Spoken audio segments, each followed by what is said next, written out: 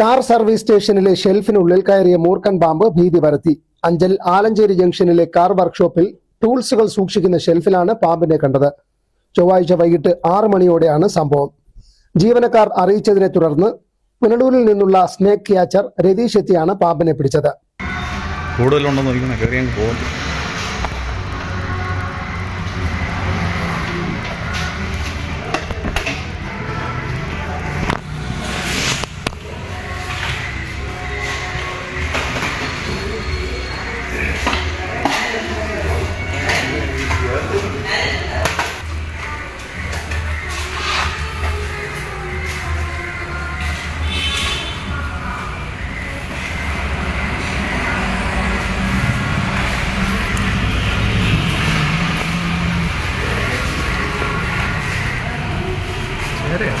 മൂർഖൻ ശരി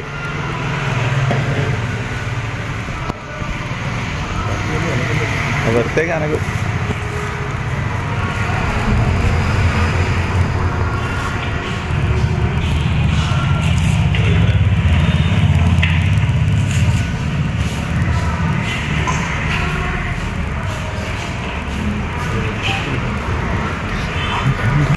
പാമ്പിനെ പിന്നീട് വനം വകുപ്പിന് കൈമാറി. News bureau, Punalur.